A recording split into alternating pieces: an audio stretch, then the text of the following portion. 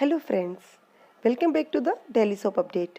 आज रात अनुपमा के एपिसोड में क्या होने वाला है हम इसके बारे में बात करेंगे। सो गाइस, वीडियो को पूरा देखिएगा एंड चैनल को सब्सक्राइब करना ना भूलिएगा एंड बेल आइकन को भी प्रेस करिएगा, जिससे कि डेली अपडेट, डेली की वीडियोस आप लोगों तक पहुंचे और आप लोगों के पास उसकी नोटिफिकेशन मिलती रहे। सो गाइस, कल रात हम लोगों ने देखा था नंदिनी और अनुपमा नंदिनी के घर पर डांस कर रहे होते हैं और समर बापूजी को लेकर आता है इनका डांस दिखाने के लिए।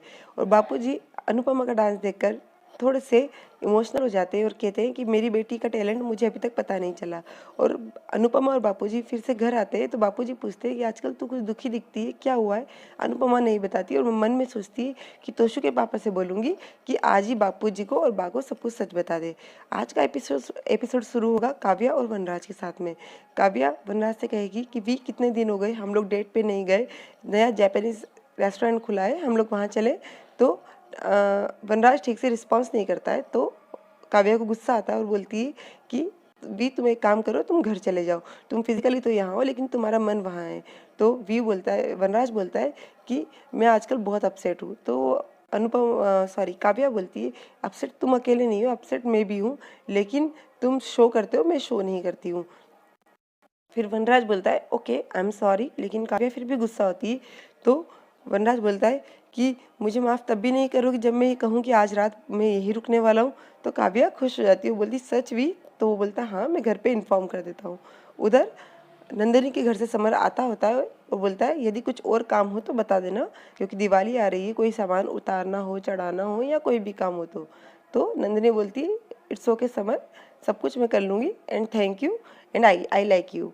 तो समर बहुत खुश हो जाता है और बस खुशी खुशी घर आता है। उधर दिखाते हैं कि वनराज घर पर कॉल करता है तो बापूजी रिसीव करते हैं और वनराज बोलता है कि एक ज़रूरी क्लाइंट के साथ में मीटिंग है, फिर डिनर है और सुबह उन्हें एयरपोर्ट छोड़ना है, तो बापूजी आज मैं घर नहीं आ पाऊँगा। बापूजी बोलते ठीक है, लेकिन वो जैसे पूछने वाले होते डॉक्टर के अपॉइंटमेंट के बारे में, इतनी देर में वनराज फ़ोन काट देता है और फ़ोन साइलेंट कर देता है। बापूजी सोचते जरूरी मीटिंग में होगा इसलिए फ़ोन काट दिया। और उधर अनुपमा, स्वीटी और बा ठंड के कपड़े निकाल रहे होते। स्वीटी बोलती है बा अभी तो ठंड आई भी नहीं और अभी से हम ठंड के कपड़े निकाल रहे हैं। तो बा बोलती है इनको धूप में दिखाना होता है। तो अनुपमा से कहती है इनको सभी कपड़ों को कल धूप में डाल देना। इतनी देर में बापूजी आते और बोलते बहू आज वनराज घर पर नहीं आएगा, ज़रूरी मीटिंग है। तो बा बोलती है कि मेरा बेटा इतनी मेहनत करता है, इतना काम करता है और ये 2 वक्त का खाना भी अच्छे से नहीं देती है। तो बापूजी बोलते हैं कि अनुपमा की इसमें कोई गलती नहीं है, तुम मेरी बेटी को कुछ नहीं कहोगी। तो बापूजी से लड़ाई करते हुए बोलती है कि सब कुछ इसी की गलती है, आज मेरा बेटा घर नहीं आ रहा, उसका रीज़न यही है। इतने बापूजी उनको ज़ोर से चिल्लाकर बोलते हैं तो अनुपमा बापूजी को शांत करती है और बोलती है कि बापूजी आपका बीपी बढ़ जाएगा, आप प्लीज़ शांत हो जाइए। तो बापूजी गुस्से में घर से बाहर जाने लग जाते तो अनुपमा उन्हें रोकती है कि आप घर से बाहर नहीं जाइएगा। और बस जैसे बापूजी थोड़ा सा आगे जाते हैं वो बा को शांत करती है। इतनी देर में बापूजी को अचानक हार्ट अटैक आता है और वो चेयर पकड़कर गिर जाते हैं। इतनी देर में अनुपमा और बा दोनों दौड़कर बापूजी के पास आते हैं और अनुपमा उनके हाथ को सहलाते हुए बोलती है स्वीटी जल्दी से पापा को कॉल कर। स्वीटी वनराज को कॉल करती है लेकिन वनराज का फ़ोन साइलेंट होता है, तो वनराज को पता नहीं होता है वो काव्या के साथ होता है। फिर अनुपमा बोलती है ला फ़ोन मुझे दे, मैं कॉल करती हूँ। और अनुपमा डॉक्टर को कॉल करती है तो डॉक्टर बोलता है मैं हॉस्पिटल में हूँ, मैं अपने असिस्टेंट को भेजता हूँ। उसका असिस्टेंट आके बोलता है कि इन्हें बहुत जल्द से जल्द हॉस्पिटल में एडमिट करना होगा और एम्बुलेंस आने में आधा घंटा लगेगा, इतना समय इनके पास में नहीं है, आप इन्हें जल्दी से जल्दी हॉस्पिटल लेकर आइए। स्वीटी फिर से उसके पापा को कॉल करती है लेकिन वनराज फ़ोन नहीं उठाता है और अनुपमा सोचती है मुझे तो कार चलाना आता नहीं है। इतनी देर में समर और मामा जी दोनों वहाँ पर आ जाते हैं और अनुपमा बोलती है समर जल्दी से कार निकाल, बापूजी को हॉस्पिटल लेकर जाना है। तो समर बोलता है कि कार तो पापा लेकर गए।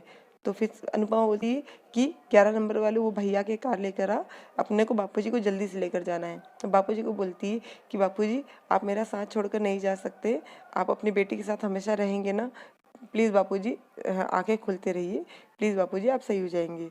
और बात से बोलती है बापूजी को कुछ नहीं होगा, आप घबराइए मत, बापूजी सही हो जाएंगे। और बस समर कार लेने चला जाता है। उधर वनराज काव्या के साथ होता है और काव्या बोलती है तुम्हें पता है भी मैं इस वक्त का बहुत इंतज़ार करती हूँ, वो वक्त जो सिर्फ मेरा हो, उसमें किसी का भी हक नहीं हो, तुम्हारी फैमिली का भी नहीं। और बस वो दोनों कॉफ़ी पीते हैं।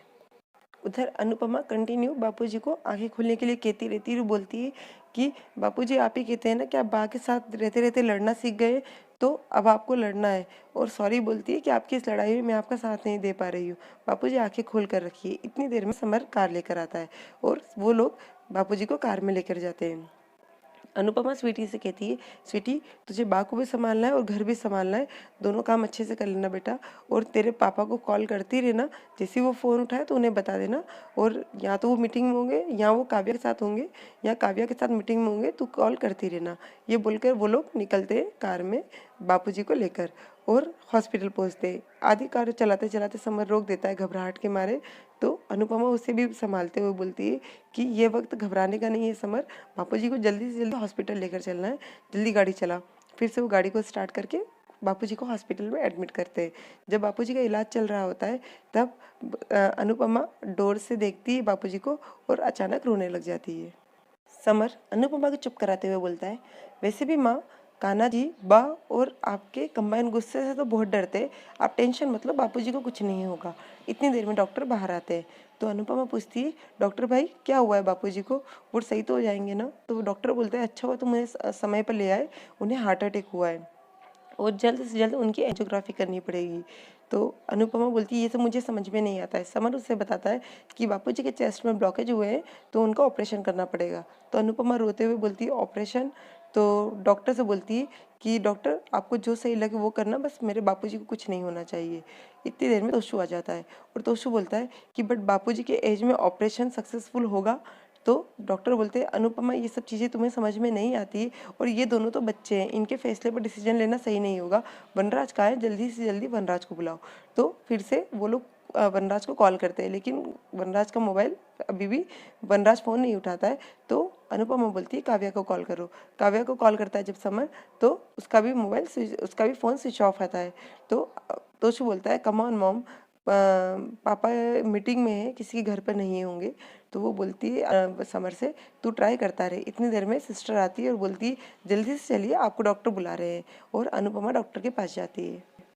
उधर बा मंदिर में बैठी रोती रहती है। तो मामा जी उसे दवाई देते हैं और बोलते हैं कि दीदी तुम फिक्र मत करो, कुछ नहीं होगा जीजा जी को। और स्वीटी से बोलते हैं कि स्वीटी पापा को फ़ोन लगा रही है ना?